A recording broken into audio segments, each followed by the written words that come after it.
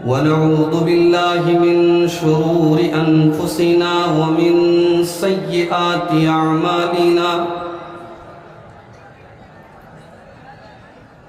من يهده الله فلا مضل له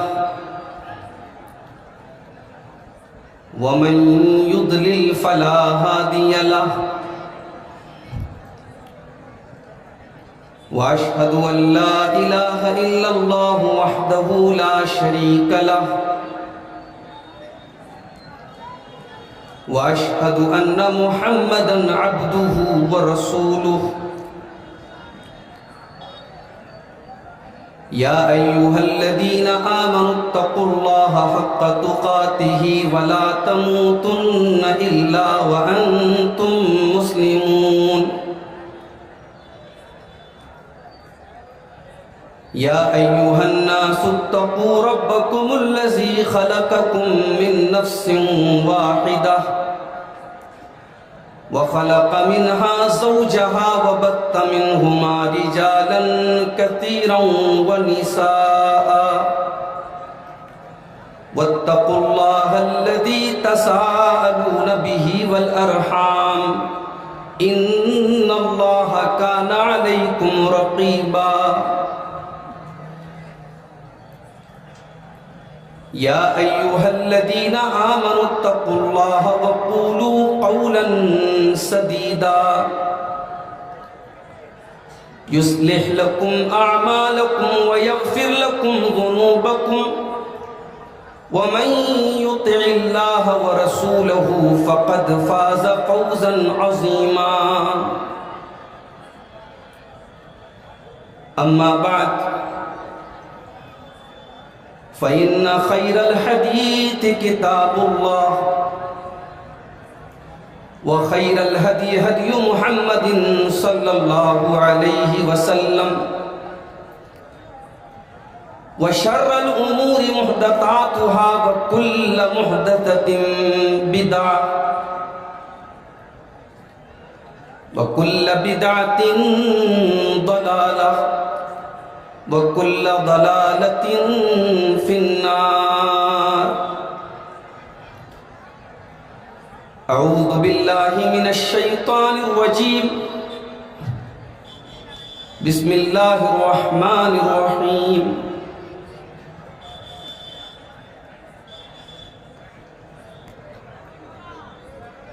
وما آتاكم الرسول فخذوه وما نهاكم عنه فانتهوا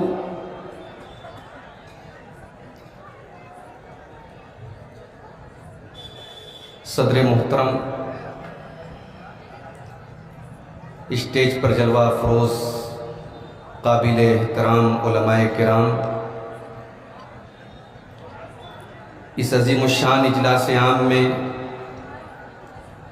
مبارک پور اور اس کے اطراف و اکناف سے آئے ہوئے محترم سامعین و سامعات، اس پروگرام کے ناظم ہمارے عزیز دوست شیخ حافظ سعید الرحمن سلفی حفظہ اللہ نے ابھی بتایا کہ میرے خطاب کا جو عنوان ہے وہ ہے فتنوں کے اس دور میں مسلمان کی ذمہ داریاں۔ یہ دور، جس دور میں ہم اور آپ زندگی گزار رہے ہیں، یہ قیامت کے قریب کا دور ہے۔ قیامت کی جو نشانیاں اللہ کے نبی صلی اللہ علیہ وسلم نے بیان فرمائی تھی، ایک ایک کر کے وہ نشانیاں ظاہر ہو رہی ہیں، اور جن فتنوں کی طرف اللہ کے نبی صلی اللہ علیہ وسلم نے اشارہ کیا تھا، وہ فتنے بھی ایک ایک کر کے ظاہر ہو رہے ہیں، نمایاں ہو رہے ہیں۔ فتنہ کس کو بولتے ہیں؟ فتنے کا مطلب ہوتا ہے کوئی ایسی چیز جس کے ذریعے آپ کو آزمایا جائے۔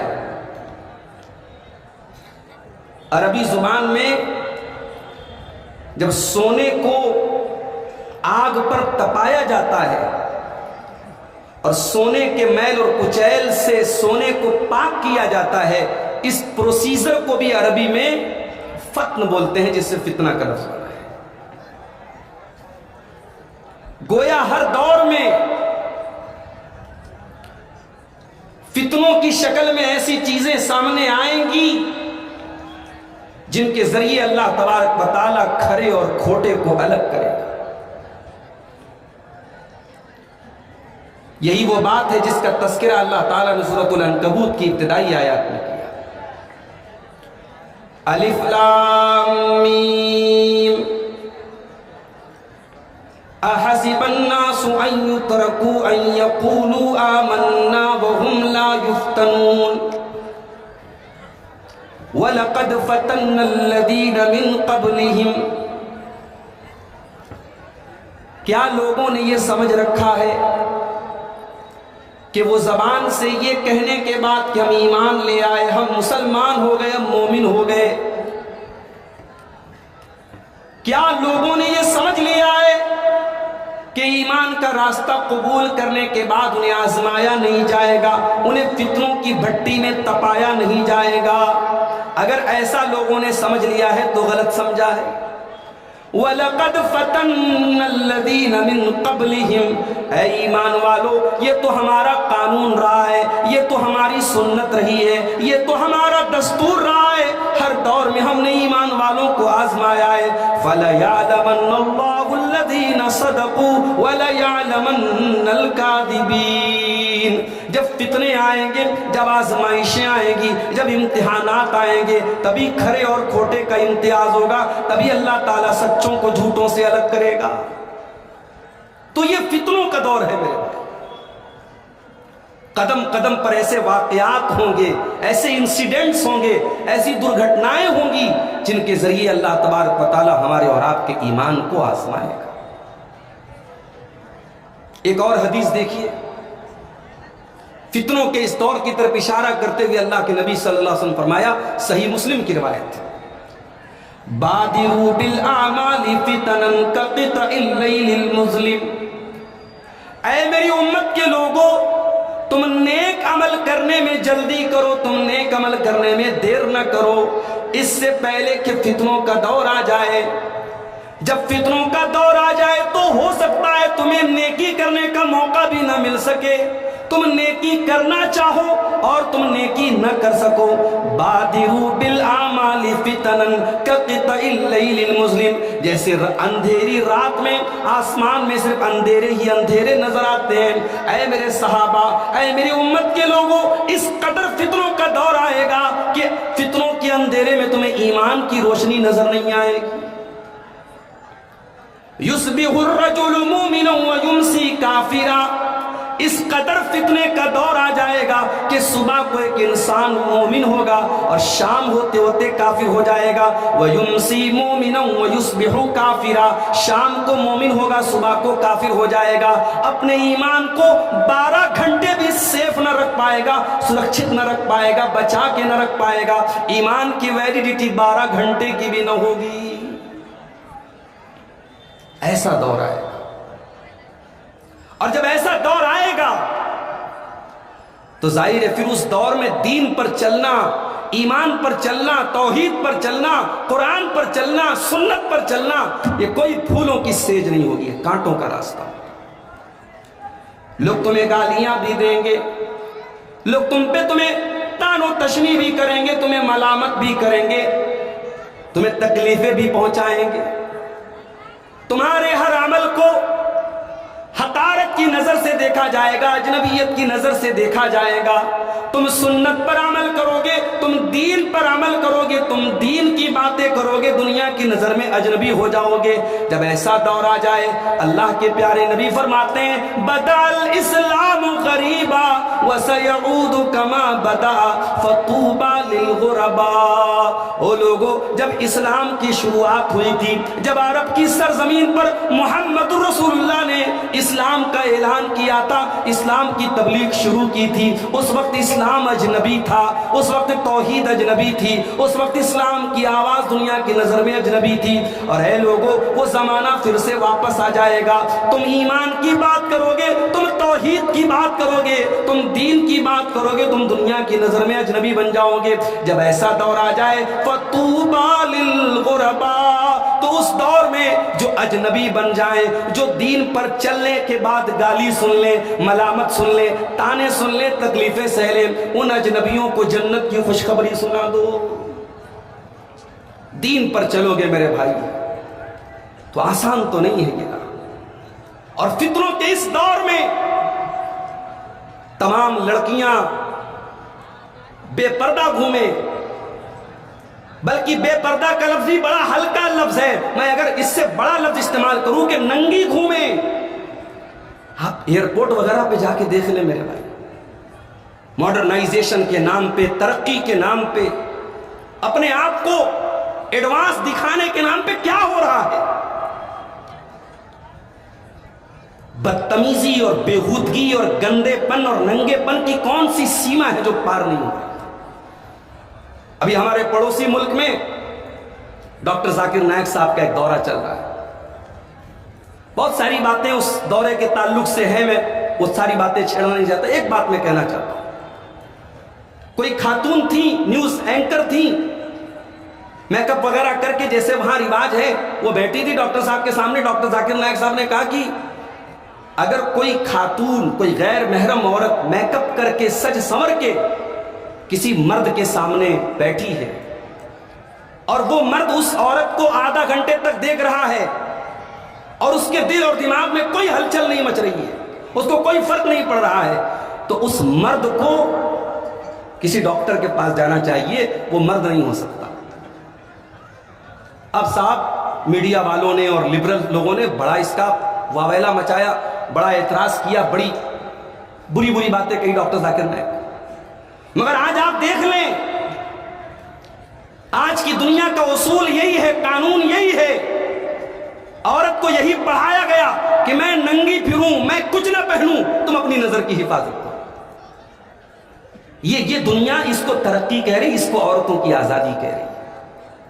ایک ایسے دور میں جہاں عورت سے اس کا عورت پن چھین لیا گیا، اس کی نسوانیت چھین لی گئی، ایک ایسے دور میں جہاں عورت سے اس کا پردہ چھین لیا گیا، ایک مسلمان عورت جب سر سے پیر تک پردے میں نکلتی ہے، نقاب میں نکلتی ہے، یہ آسان کام نہیں ہے میری پیاری ماں بہنوں، مگر معاف کرنا، یہ پردے کی پابندی، یہ پردے کا اہتمام اگر مبارک پور کے محلوں میں آپ اس پر عمل کر رہی ہیں، اگر پورا رانی میں اس پر عمل ہو رہا ہے، اگر پورا صوفی میں اس پر عمل ہو رہا ہے، اگر مبارک پور کی گلیوں اور سڑکوں میں اس کے اوپر عمل ہو رہا ہے، تو بڑے بڑے شہروں میں، بڑے بڑے پارکوں میں، بڑی بڑی نمائشوں میں اور بڑی بڑی تفریح گاہوں میں بھی یہ پردہ قائم رہنا چاہیے۔ شریعت کا ایسا کوئی قانون نہیں ہے، قرآن کی کوئی ایسی آیت نہیں ہے کہ آپ کا یہ پردہ، آپ اپنی بستی میں ہیں، آپ اپنے محلے میں ہیں، تب تو پردے پر عمل ہوگا۔ اور آج آپ اگر کہیں گھومنے پھرنے چلی جائیں، کہیں شاپنگ کرنے چلی جائیں، کہیں تفریح کرنے چلی جائیں،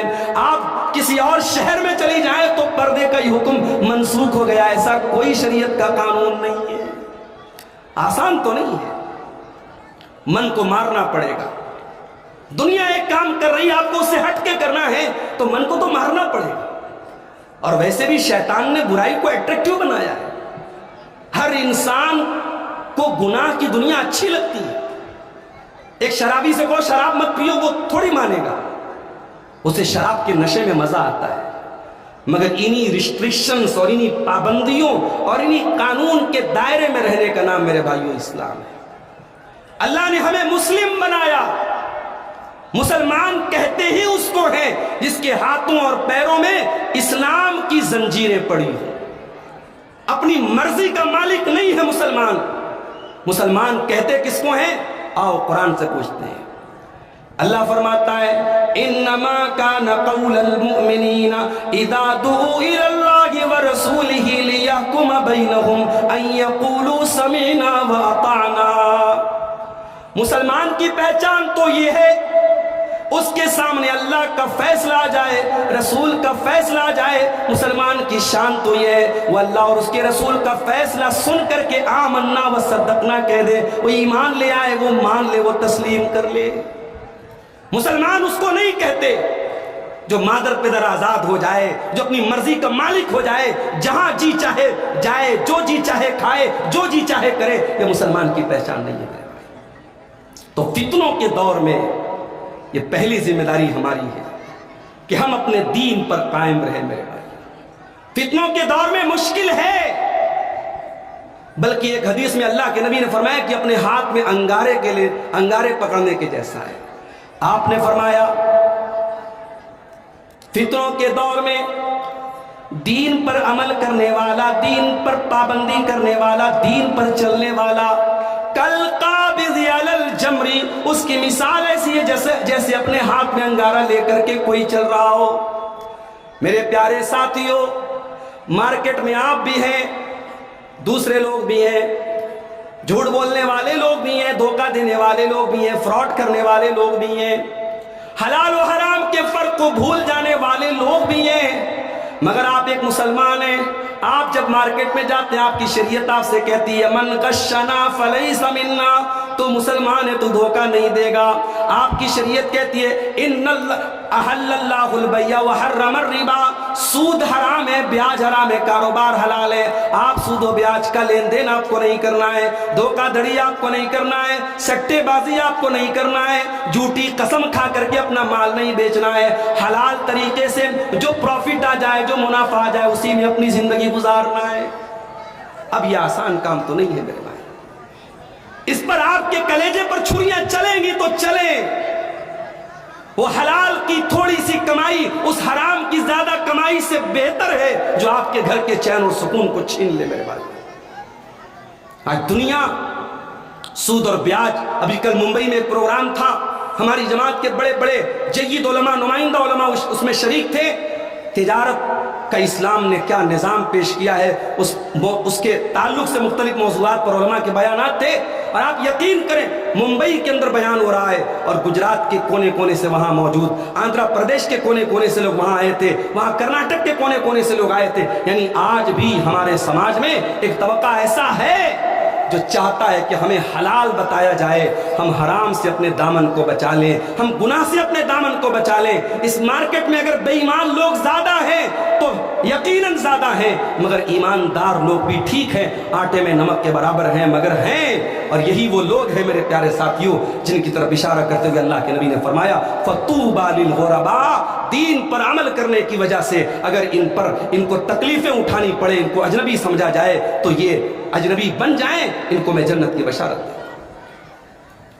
اس دور کا سب سے بڑا فتنہ شرک کا فتنہ ہے۔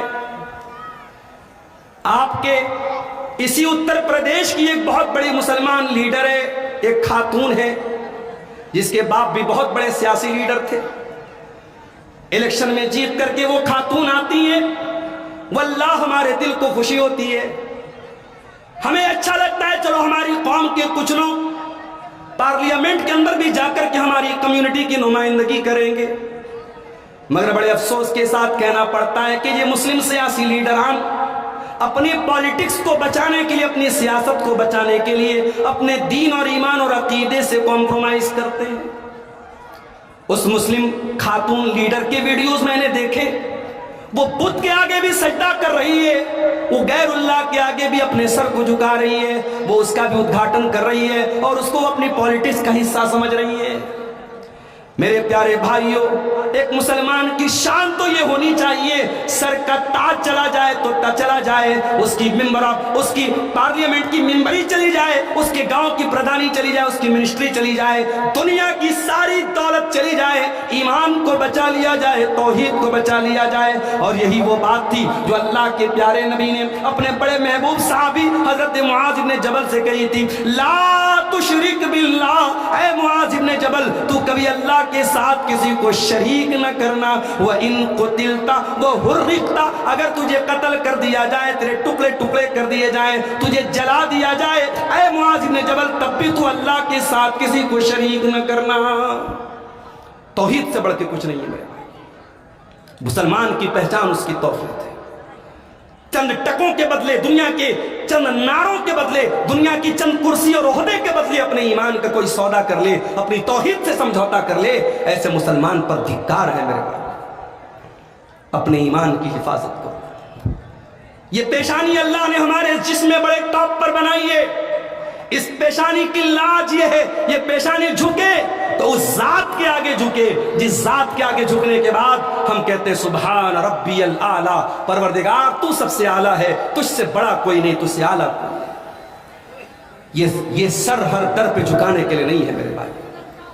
اور یہ بات یاد رکھو, نبی کی پیشن گوئی ہے قیامت کے پہلے مسلمان بھی شرک میں لپت ہوگا, مسلمان کے اندر بھی شرک آئے گا, مسلمان کے اندر بھی غیر اللہ کے در پہ سر جھکانے کا معاملہ ہے.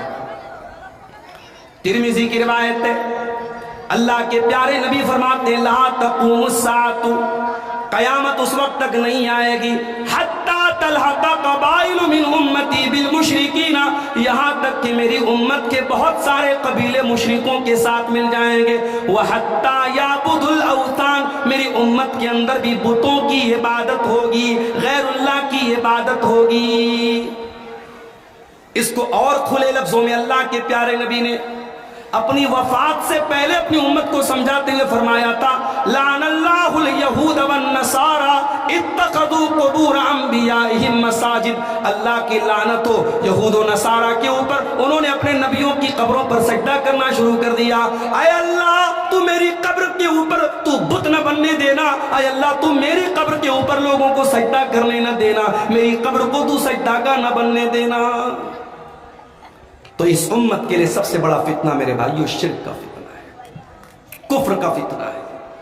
یقین کریں آپ, ملک کے حالات جس تیزی سے بدل رہے ہیں, آنے والے 10-15 سالوں کے بعد ارتداد کی اتنی بڑی لہر ہمارے سماج کو اپنی چپیٹ میں لینے والی ہے جس کا آپ اندازہ نہیں کر سکتے. اگر ہماری توحید مضبوط نہیں رہی, ہماری فاؤنڈیشن مضبوط نہیں رہی, ہمارے یہ بچے اور بچیاں جنہوں نے کانوینٹ میں, اسکولوں میں, کالجوں میں تعلیم تو حاصل کر لی, دنیا کے حساب سے ویل ایجوکیٹڈ بن گئے, ویل کوالیفائڈ بن گئے, پڑھے لکھے بن گئے, مگر ان کی بنیادوں میں توحید نہیں ہے, ان کی بنیادوں میں عقیدہ نہیں ہے, ان کو معلوم نہیں توحید کیا ہے, شرک کیا ہے. بڑی آسانی سے ان کو ارتداد کی طرف لے کے جایا جائے گا, اور واقعات شاہد ہیں, حالات شاہد ہیں. اب یہ ارتداد کی لہر پہلے ممبئی تک تھی, پہلے دلی تک تھی, پہلے میٹرو سٹیز تک تھی, اب مئو, مبارک پور اور بنارس جیسے چھوٹے چھوٹے شہروں تک ارتداد کی یہ لہر پہنچ چکی ہے, اور آپ کے اسکولوں اور کالجوں کے کیمپسز تک پہنچ چکی ہے. میرے بھائیوں, اس دور کا سب سے بڑا فتنہ ایمان کے لٹنے کا فتنہ ہے. اپنے ایمان کو بچا کے رکھو, اپنی توحید کو بچا کے رکھو. ہم غریبوں کے پاس دنیا میں کچھ نہ ہو, ہم جھوپڑی میں رہتے ہو, ہمارے پاس پہننے کو ڈھنگ کے کپڑے نہ ہو, کھانے کو روٹی نہ ہو, اگر ہمارے پاس ایمان ہے, ہمارے پاس توحید ہے, اور اسی غربت میں مر گئے, تو کم سے کم کل قیامت کے دن اللہ کی بارگاہ میں ہم یہ تو کہہ سکتے ہیں اے اللہ میں کچھ نہیں لے کے آیا, تیری توحید لے کے آیا ہوں, تیرا ایمان لے کے آیا ہوں, میں نے کبھی شرک نہیں کیا, کبھی توحید سے سمجھوتا نہیں کیا. یہ سب سے بڑی دولت ہے میرے بھائیوں, اس توحید کی حفاظت. اس دور کا ایک بہت بڑا فتنہ بدعات و خرافات کا بھی فتنہ ہے. ہر مہینے میں کوئی نئی بدعت, کوئی نیا کام جو دین کے نام پہ دین کے اندر انٹر کیا گیا, داخل کیا گیا, دین کو بدعات و خرافات کا مجموعہ بنا دیا گیا. شاعر کو کہنا پڑا وہ دین جس سے توحید پھیلی جہاں میں, وہ بدلا گیا آ کے ہندوستاں میں. میرے پیارے ساتھیوں, اس امت کے لیے بہت بڑا فتنہ بدعات اور خرافات ہے. یاد رکھو, بدعات و خرافات سے اگر اپنے آپ کو بچانا ہے, آپ کو یہاں سے لکھنؤ جانا ہے, پوروانچل ایکسپریس کا راستہ بنا ہے, مولانا جرجیت صاحب ابھی اسی راستے سے کار سے آپ 3 گھنٹے میں لکھنؤ سے اعظم گڑھ آگے, مبارک پور آگے. ایک کلیئر راستہ اگر آپ کسی دوسرے شہر میں جانے کے لیے موجود ہو, آپ پگڈنڈیوں پر نہیں جائیں گے, آپ ٹیڑے میڑے راستوں پہ نہیں جائیں گے. او لوگو, اللہ کے پیارے نبی نے جنت میں جانے کا ایک راستہ 1400 سال پہلے ہم کو دے دیا ہے, اور وہ راستہ دے کر کے آپ نے فرمایا ترکتکم علی البیضاء لیلھا کنہارھا. او لوگو, میں تم کو ایسے ہائی وے پہ چھوڑ کے جا رہا ہوں, ایسے راستے پہ چھوڑ کے جا رہا ہوں جہاں رات بھی دن کی طرح روشن ہے, جہاں 24/7 روشنی ہے، وہاں بدعت کا اندھیرا نہیں ہے، وہاں خرافات کا اندھیرا نہیں ہے، وہ بالکل سیدھا سادہ راستہ ہے، اسی راستے پر چلتے رہو گے تو جنت پہ پہنچ جاؤ گے۔ بدعت سے بچنا ہے، اسی راستے کو اپناؤ۔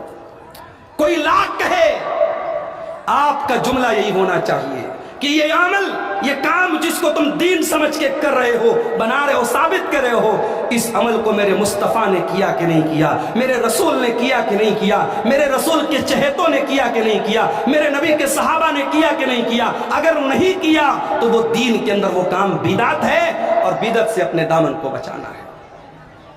اور آگے بڑھو میرے بھائیو، اس دور کا ایک بہت بڑا فتنہ جو ہمارے نوجوانوں کو اپنی چپیٹ میں لے رہا ہے، حرام کمائی کا فتنہ۔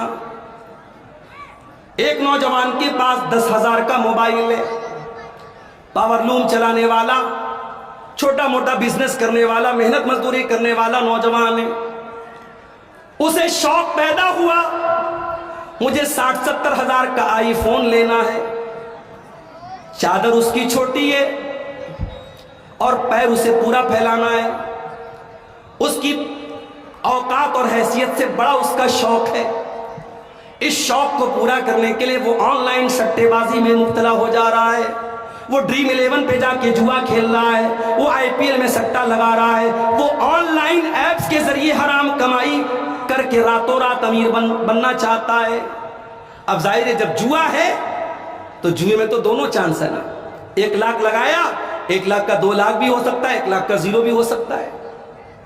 اب 1 لاکھ اس نے لگایا قرضے لے کر کے، لوگوں سے ادھار مانگ کر کے، اور ڈریم 11 پہ، کسی جوا کے ایپ پہ، کسی سٹے کے ایپ پہ لگا دیا، اس نے پیسہ ڈوب گیا۔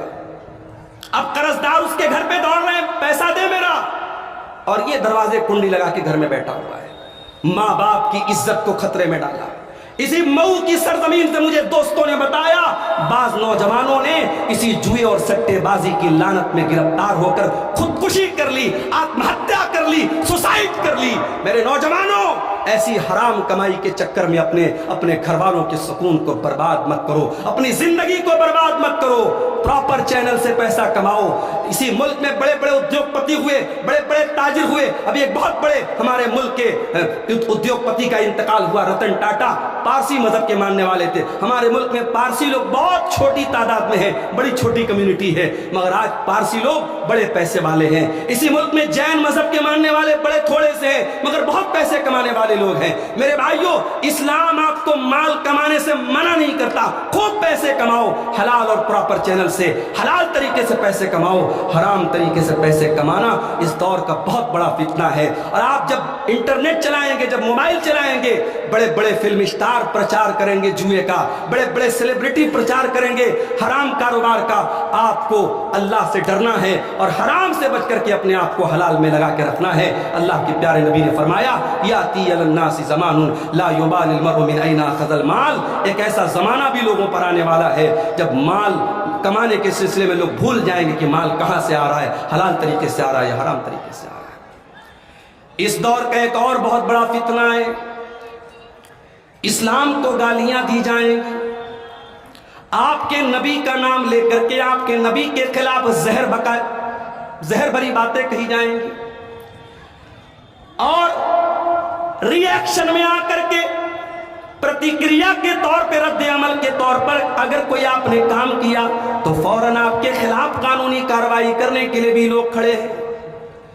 میرے پیارے ساتھیو، ایک ایسے نازک دور میں جب کھلے عام ہمارے نبی کی توہین کی جا رہی ہے، میں کھلے لفظوں میں آپ کو ایک پیغام دینا چاہتا ہوں۔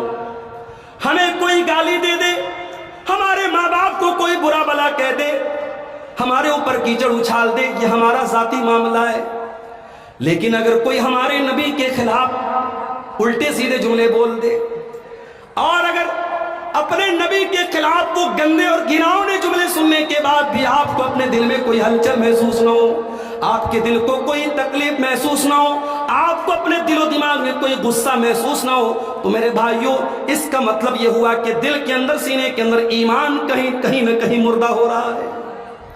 ہماری اپنی جانیں، ہمارے جان و مال، ہمارے ماں باپ، ہماری عزت و قربان ہے ہمارے رسول کی ناموس کے اوپر۔ میرے عزیز، ہم اس سے سمجھوتا نہیں کر سکتے، ہمارے نبی کو برا بلا کہا جائے ہم اسے گوارا نہیں کر سکتے. یہ میسج دنیا تک جانا چاہیے, یہ میسج حکومتوں تک جانا چاہیے کہ ہمیں تم نے کہا, ہم نے گوارا کر لیا, ہمارے نبی کے خلاف بولو گے اور یہ سوچو گے کہ ہم برداشت کر لیں, یہ نہیں ہو سکتا. ہاں, ہم قانون توڑنے والوں میں سے نہیں ہیں, ہم اراجکتا پھیلانے والوں میں سے نہیں ہیں, ہم فساد کرنے والوں میں سے نہیں ہیں, مگر ہاں ہمارا ایمان یہ ہے النبی اولا بالمؤمنین من انفسہم, ہمارے نبی ہمیں اپنی جان سے زیادہ پیارے ہیں. تم ہمیں گالیاں دے دو ہم گوارا کر لیں گے, لیکن ہم اپنی جانیں قربان کرنے کے لیے تیار ہیں اپنے رسول کی ناموس پر. میرے عزیزوں, میرے ساتھیوں, اس دور کا ایک بہت بڑا فتنہ یہ بھی ہے کہ آپ کے نبی کو, آپ کے دین کو, آپ کے قرآن کو مختلف طریقوں سے توہین کی جائے گی, برا بھلا کہا جائے گا. اس ایسے دور میں آپ کی ذمہ داری کیا بنتی ہے؟ آپ کی دو بڑی ذمہ داری ہے. ایک تو یہ ہے کہ آپ دنیا کے سامنے قرآن کا صحیح انٹروڈکشن پیش کریں, آپ دنیا کے سامنے نبی کی صحیح سیرت پیش کریں.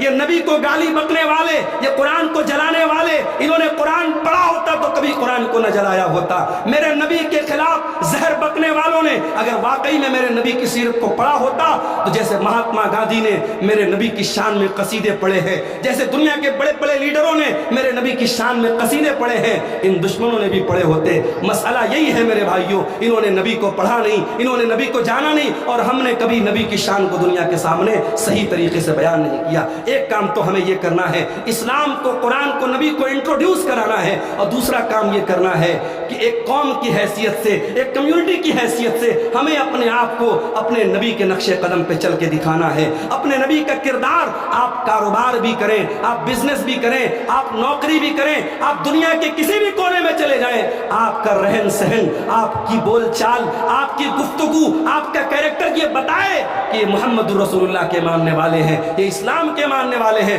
دوسروں کو تکلیف دینا اور دوسروں کی راہ میں روڑے اٹکانا یہ میرے نبی کی شان اور میرے نبی کا طریقہ نہیں ہے میرے بھائی. اس سے پہلے کہ میں بات آگے بڑھوں, ہمارے کچھ احباب بنارس سے آئے ہوئے ہیں. میں بنارس میں بھی حال ہی میں ایک پروگرام ہوا تھا آزاد پارک میں, وہاں بھی میں نے اعلان کیا تھا کہ بنارس میں ایک مسجد کی زمین خریدی جا رہی ہے. بڑا اماؤنٹ ہے, 70-75 لاکھ کا اماؤنٹ ہے. وہ لوگ بیچارے پریشان ہیں, وہ علاقہ کمزور لوگوں کا علاقہ ہے. وہ تعاون کے لیے ہمارے وہ بھائی آئے ہیں, شاید پیچھے کہیں انہوں نے اسٹال لگایا بھی, یہاں پہ حاجی صاحب وہاں کے تھے. آپ حضرات آئے ہیں, جو بھی تعاون ہو سکے ان کا کرتے ہوئے جائیں. اللہ آپ سب کو اس کی توفیق عطا فرمائے. میرے عزیزوں, آج فتنوں کے اس دور میں ہماری ایک بہت بڑی ذمہ داری یہ بھی ہے کہ ہم اپنے بچوں کی اور اپنے خواتین کی اور اپنے گھر کی لڑکیوں کی ہم صحیح تربیت کریں.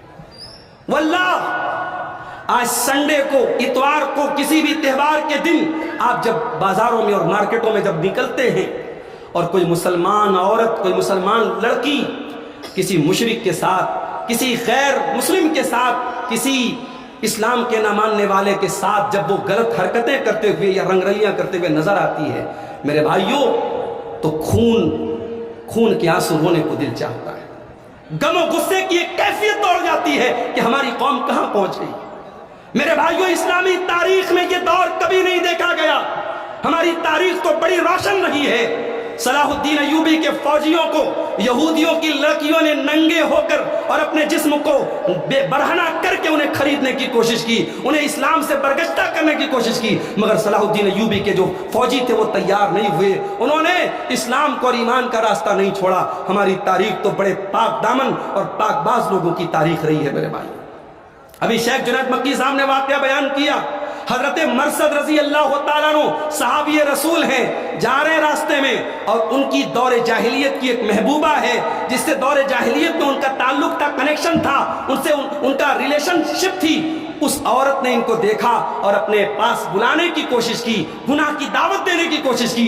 حضرت مرثد رضی اللہ تعالیٰ عنہ نے کہا نہیں, پہلے کی بات الگ تھی, اب میں اسلام لا چکا ہوں اور اسلام زناکاری سے روکتا ہے, بدکاری سے روکتا ہے. حضرت مرثد آگے بڑھ گئے. میرے بھائیوں, صحابہ کرام نے گناہ کا موقع ملنے کے باوجود گناہ سے اپنے آپ کو بچا کے رکھا. آج ہماری قوم انسٹاگرام پر, فیس بک پر, سوشل میڈیا پر گناہ کے موقع تلاش کر رہی ہے, زنا کے موقع تلاش کر رہی ہے. آپ یقین جانیں, گھر سے سر سے پیر تک نقاب پہننے والی اور ہاتھوں میں دستانہ پہننے والی اور پیروں میں موزہ پہن کر کے نکلنے والی لڑکیاں بھی آج मुजफ्फर नगर के होटल में रेड पड़ा है, वहां से पकड़ी गई हैं। इसका मतलब ये हुआ हमने नकाब तो पहनाया है, हमने पर्दा तो कराया है, मगर हमने तरबियत नहीं की है, हमने अल्लाह का खौफ अपने बच्चों के अंदर नहीं पैदा किया है। इसीलिए अल्लाह के नबी फरमाते हैं वो आकिफहुम फिल्लाह, अपने बच्चों के दिल में अल्लाह का डर पैदा करो। कुरान कहता है कू अनफुसकुम व अहलीकुम नारा, ऐ ईमान वालो अपने आप को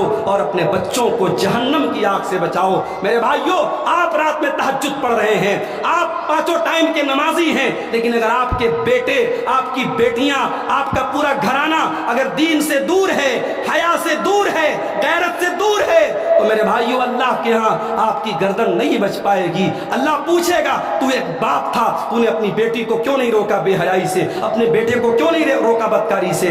बाप और माँ के कंधे पर बहुत बड़ी जिम्मेदारी है। फितनों के इस दौर में एक माँ को अपनी जिम्मेदारी महसूस करनी पड़ेगी, एक बाप को अपनी जिम्मेदारी महसूस करनी पड़ेगी। मेरे अजीजों, फितनों के इस दौर में एक और बहुत बड़ा फितना जो हमारे नौजवानों को अपनी चपेट में ले रहा है, और वो फितना क्या है? दीन के नाम पर कोई कुछ भी कहे हम उसे मानने को तैयार हो जाते हैं। पहले यूट्यूब का दौर नहीं था, पहले फेसबुक का दौर नहीं था, तो लोग उलमा से जुड़े रहते थे, अपने मोहल्ले की मस्जिद के इमाम साहब से पूछते थे, उनकी तकरीरों को सुनते थे। आज हमारे पास गूगल आ गया, यूट्यूब आ गया, अब हमें किसी आलिम से पूछने की जरूरत नहीं है, हम गूगल से पूछेंगे ये हलाल है कि हराम है, ये जायज है कि नाजायज।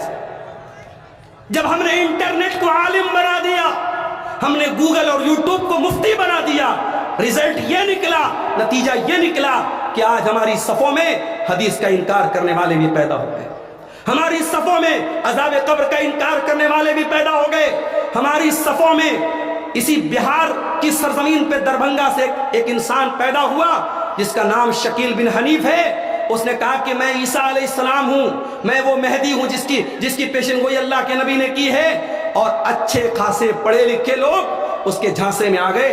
अभी मेरे पास भदोई, बनारस से तकरीबन 50 किलोमीटर दूर जगह है भदोई से मेरे पास कॉल आया, वहां के कई नौजवान इस फितने में पड़ गए। मेरे अजीजों, ये इस दौर का बहुत बड़ा फितना है। अपने उलमा को पहचानो, उलमाए रब्बानी को पहचानो, कुरान और सुन्नत बयान करने वाले उलमा को पहचानो और दीन को उनसे हासिल करो। जाहिलों को ये हक न दो कि वो तुम्हें फतवे बयान करें। जो कुरान और हदीस का इल्म नहीं रखते उन्हें मुफ्ती का दर्जा न दो, उन्हें आलिम का दर्जा न दो, उनसे दीन न सीखो। अल्लाह के प्यारे हबीब ने फरमाया कि एक ऐसा जमाना भी आएगा जब दुनिया से अल्लाह उलमा को उठा लेगा। और मैं तो ऐसी बस्ती में बैठा हूँ, अल्लाह अकबर, मुबारकपुर की वो बस्ती है जहां अरबों अजम से लोग आते थे।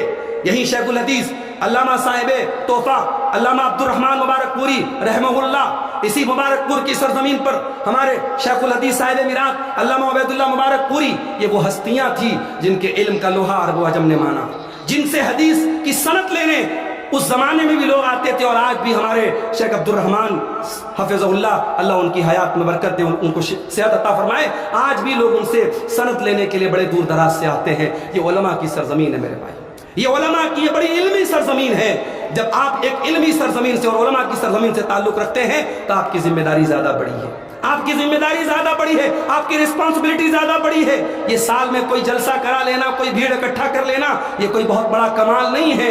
आपकी जिंदगी से, आपके आदात व अतवार से, आपकी बोलचाल से, आपके रहन सहन से वो इल्म, वो तकवा, वो दीनदारी झलकनी चाहिए जो सरजमीन मुबारकपुर की खासियत है। मेरे अजीजों, अल्लाह के नबी ने फरमाया जब उलमा दुनिया से चले जाएंगे लोग जाहिलों को अपना सरदार बना लेंगे, और जब जाहिलों को सरदार बना लेंगे तो क्या होगा?